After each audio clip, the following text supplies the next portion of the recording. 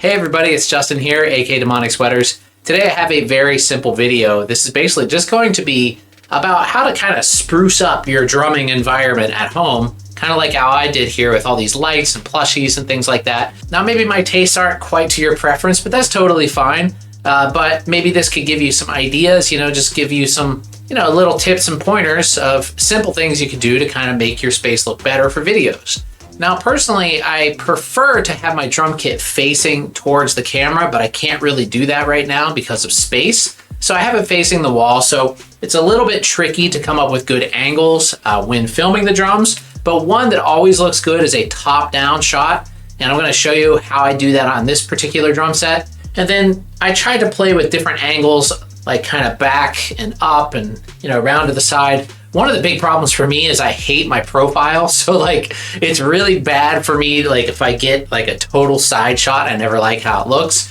But sometimes I just have to deal with a profile shot because the drums can look good that way, and maybe I don't look the best that way, but whatever.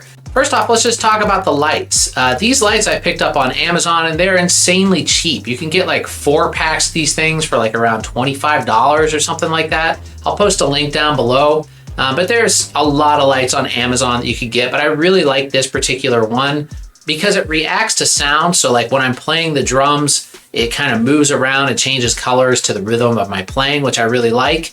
And they're very cheap and they also, are very bright. They cover a lot of room, even with all the lights on, which they are right now. You can still see the lights really well. If you turn off the lights, they look even cooler, but then you're kind of dealing with, some camera lighting, and you might not get as sharp of an image that way. So I rarely do that, but that is an option as well.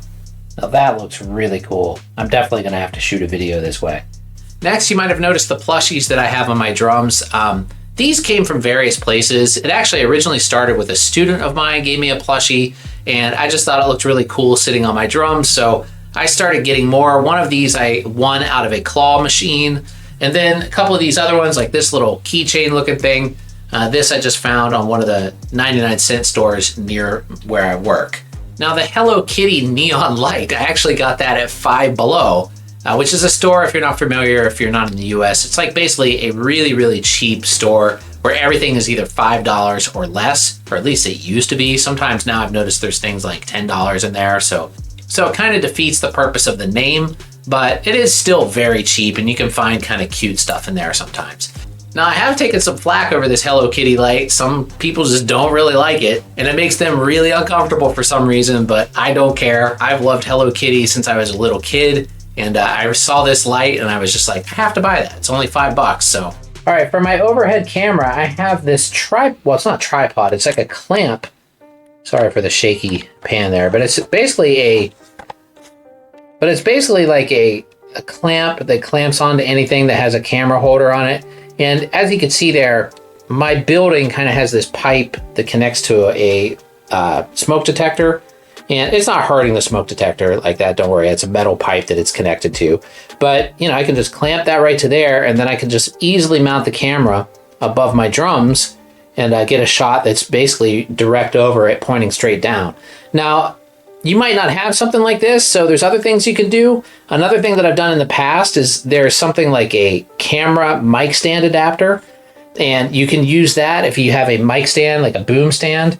You can connect the camera to the end of the boom stand and then position that over the drums. That works pretty well. Or you could just have a really, really tall tripod. But the problem with that is a lot of times it's hard to position them in the right spot. So either the mic stand or something like this, if you can connect it to something above your drums, that usually works the best. Another thing I like to do if I'm not feeling too lazy is to do some camera movement when I'm editing the video. Now, some people actually have a track that they put their camera on and it moves. But you don't have to do that. There's actually plugins that you can use in your video editing software that allows you to automate basically panning the cameras. And the best way to do that is to get a really wide shot. And, if you're using a really wide angle lens, that way you can zoom in and then you'll have some space to play with and zoom it around basically when you're doing your editing. That's best to do in a really high resolution too, like 4K, because that way when you crop in, you're not losing a lot of detail. Anyway, those are just some little tips and tricks. There's some links down below. Hopefully you guys liked the video. Don't forget to click like and the bell icon, and I'll see you on the next video. Have a great day.